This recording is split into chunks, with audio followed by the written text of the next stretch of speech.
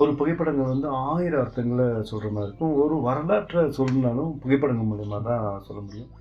பாறை ஓவியங்கள் இந்த வயசில் வந்து நம்ம சொல்லலாம். பாறை ஓவியங்கள் வந்து கரிக்கூர், வெள்ளேரி கம்பெல்லாம் இருக்குது. அந்த பாறை ஓவியங்கள்லாம் பார்க்கும்போது கார்பன் டேட்டிங்லேயே 3000 வருஷம் பழமையான பாறை ஓவியங்கள். கலாச்சாரம் மிக்க நிகழ்வுகளை வந்து எல்லாத்தையுமே பப்ளிகேஷன் பண்ண முடியாது, பேப்பரில் பண்ண முடியாது. அப்போ போய் பார்க்கும்போது அவங்களோட ஒவ்வொரு பழங்குடி மக்களுக்கும் தனித்துவம், தனி கலை, பண்பாடு, பாரம்பரியம், அவங்களோட வாழ்வியல்.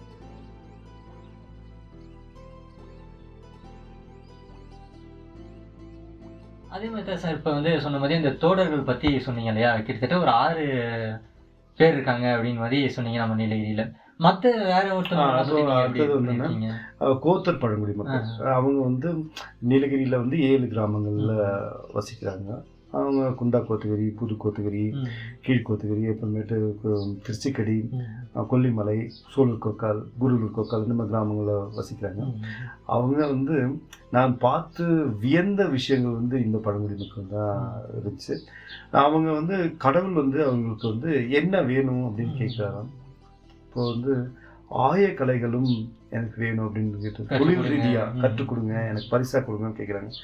இரும்பு வேலை, தச்சு வேலை, மர வேலை, அப்புறமேட்டு பொன் செய்கிற வேலை, வெள்ளியில் செய்கிற ஆபரணங்கள் செய்கிறது, போர்க்கருவிகள் செய்கிறது, இரும்பை முதலாக பயன்படுத்திய பழங்குடி மக்கள் இவங்க தான், கோத்தர்கள் தான். இவங்க இன்னும் வந்து அந்த தொழிலை வந்து விடாத இது பண்ணுறாங்க.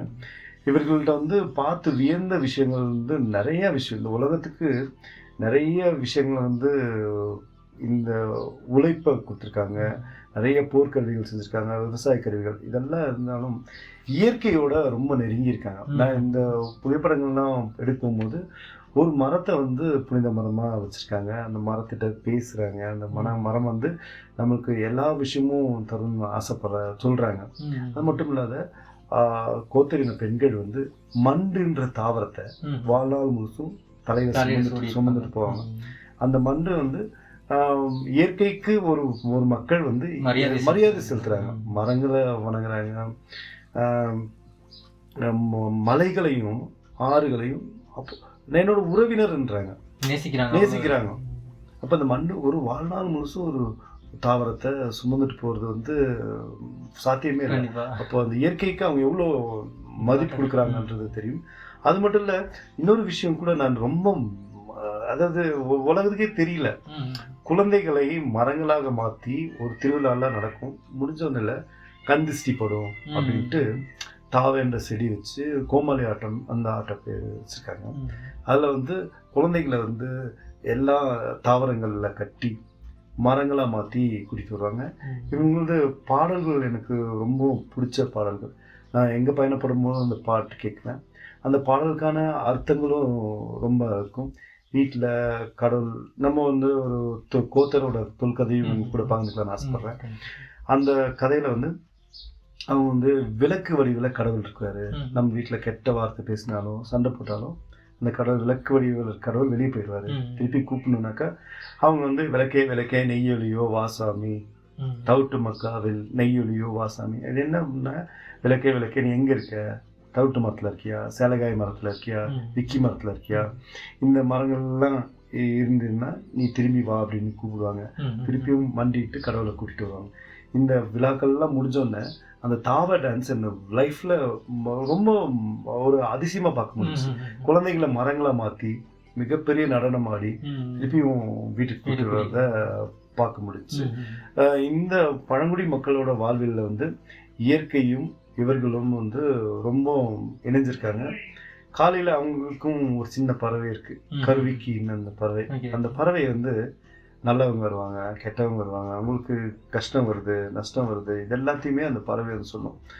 அந்த பறவை அவங்களுக்கு வந்து நேரடியாக பேசுறதுனால இருக்கிறது தான் அவர்கள் இது வரைக்கும் ஆடுகளையும் கோழிகளையும் வந்து கிராமங்களில் வளர்க்கறதில்லை. ஏன்னா வளர்த்தா இந்த சவுண்டு வந்து டிஸ்டர்ப் ஆயிரும், அவங்களுக்கு வர்றது விஷயங்கள் வந்து தவறாயிரும் அப்படின்னு.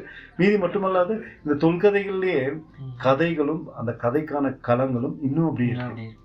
அந்த வாழ்வியல்ல சொன்னதே அப்படியே தான். இவங்க பார்க்குற ஒரு புனித மரமாக குந்தா கோத்தையில் இருக்க மரமாக இருக்கும், இப்போ தோடர்கள் எடுத்தாலும் அவர்களோட விக்கி மரம், அப்புறமேட்டு அந்த மரங்களை தான் சடங்கு எல்லாமே, எல்லா சடங்குமே இருக்கு. வாழ்நாள் முழுவதுமே பழங்குடி மக்கள் வந்து இந்த எல்லா இயற்கையோட நேசிச்சு வாழ்றாங்க. இவர்களோட வரிசையில வந்து பனியர்கள் கூட காதுகள்ல வந்து துளையிட்டு பனை ஓலை சுத்தி தேன் பூச்சியோட மிளகு வச்சு அழிவின் விளிம்பில் உள்ள தாவர விதைகளை வந்து 3ஆம் தலைமுறை பெண் குழந்தைகளுக்கு வந்து பரிசா எடுத்து போறதுக்காக வாழ்நாள் முழுசும் காதுல கூட விதைகளை சுமந்துட்டு போறத வந்து பார்க்க முடியுது. இயற்கையோட ரொம்ப நெருங்கி இருக்கிறதுனால அவங்க வந்து காடுகளை பாதுகாக்கணும், வளர்க்கணும் அப்படின்னாக்கா இவர்களோட பங்கு வந்து முக்கியம், ரொம்ப முக்கியம். அதே போல வந்து ஆளுக்குறும்பான்னு ஒரு பெரிய கம்யூனிட்டி இருக்கு. அதுல வந்து எனக்கு நிறைய உறவினரே சொல்லலாம். ஏன்னா வந்து நம்ம வந்து ரொம்ப அன்பா பழகி 15 ஆண்டுகள் பழக்கம்னாக்கப்போ வீட்டுக்கு வந்தா எனக்கு சாப்பாடு கொடுக்குற அளவுக்கு நல்ல ஒரு அன்பு இருக்கு எல்லாத்துட்டும். அப்போ அவங்க வந்து ஹார்ன்பில் பத்தி சொன்ன விஷயம் வந்து நான் ரொம்ப வியந்துட்டேன். இருவாச்சி பறவையும் அப்புறம் ஜொல்லரான்னு ஒரு பறவை, அது அவங்க மொழியில சொல்றாங்க. இந்த ஹார்ன்பில் வந்து ஆண் பெண் இணை சேர்ந்த பிறகு பெரிய மரபொந்தில் வந்து அவங்க ஒய்ஃப் இருக்காங்க. அந்த பெண் பறவை, அந்த பறவைகிட்ட வந்து ஆண் பறவை நான் காப்பாற்றுவேன், குழந்தைகளை காப்பாற்றுவேன் ஒரு சத்தியம் பண்ணும். அந்த ஒற்றை சத்தியத்துக்காக அந்த பறவை அந்த பெண்ணை உட்கார வச்சுட்டு களிமண் மூடி சின்ன துவாரம் வச்சிருக்கோம் உணவு மட்டும் கொடுக்கறதுக்கு. வேட்டை விலங்குகளாலோ மனிதர்களாலோ வேட்டையாடப்பட்டா அந்த பெண் பறவையும் குழந்தைகளும் உள்ளே மடிச்சு போகும் தவிர வெளியே வர மாட்டாங்க. ஏன்னா என் கணவன் வருவான், எனக்கான தேவையை தருவான். இது வந்து இந்த வாழ்வியல் முறையில வந்து ஒரு பறவை நமக்கு வந்து மிகப்பெரிய அர்த்தத்தை வந்து சொல்லி தருது. அந்த பறவை, இந்த பறவையை பார்த்தா நம்மளே கத்துக்கிறோம். கணவன் மனைவி வாழணும், எப்படி ஒரு லவ்னா எப்படி இருக்கணும். இந்த பறவை எப்படி வந்து பழங்குடி மக்களோட வாழ்வில் வந்து நெருங்கி இருக்குனாக்கா ஆளுக்குறும்பா கம்யூனிட்டியில் வந்து இந்த பறவையை வந்து ஓங்கில் தாண்டி அந்த பறவை பேர்ல இருக்காங்க. இந்த பறவை வந்து காடுகளை வளர்க்கும் மிகப்பெரிய தேவதைகள்னாக்கா பறவைகள் தான். அவங்க நிறைய பழங்களை சாப்பிட்டு அவங்க எச்சம் மூலயமா அந்த கீழே விழுகிற விதைகள் வந்து அந்த விதைகள் வந்து வீரியமிக்க விதைகளா வரும். ஹார்ன்பில்ல வந்து அத்திப்பழம் நிறைய சாப்பிடுவாங்க. காட்டுல இருக்க பழமரங்கள் எல்லாம் நிறைய பேர் இவங்க சாப்பிடுவாங்க. சாப்பிட்டு இவங்க எச்சங்கள் மூலயமா அந்த பறவையை வந்து காடுகளை நிறைய பறப்பாங்க. இவங்க பறந்து வரும்போது மிகப்பெரிய சத்தம் இருக்கும், ஒரு ஹெலிகாப்டர் ஒரு சவுண்ட் இருக்கும். ரொம்ப மிகப்பெரிய பறவை. வந்தோடனே இல்லையோ அதிக மழை வரும், விவசாயம் நல்லா செழிக்கும். மூதாதையரா வணங்குறாங்க. அந்த அளவுக்கு நம்பிக்கை. ஆமா, மூதாதையரா வணங்க. பறவைகள் யாருன்னா நம்ம மூதாதையர்கள். அதை வந்து இவ்வளோ ஆசையா அவங்க வணங்குறத பார்த்து ரொம்ப வியந்தேன். இப்போ ஒரு பிளாக் டிராங்கோன்ற ஒரு பறவை, அந்த பறவை எனக்கு சமீபமாக தான் அதை பத்தி அவங்க வந்து நிறைய பகிர்ந்துக்கிட்டாங்க. அப்போ அது பேர் வந்து ஆளுக்குறுமால வந்து ஜல்லரா அப்படின்றாங்க. அந்த அந்த பறவை வந்து யானை சாத்தான்வாங்க தமிழ்ல. அந்த பறவை பேரு ராஜ பறவை, யானை சாத்தான். ரொம்ப தைரியமான பறவை.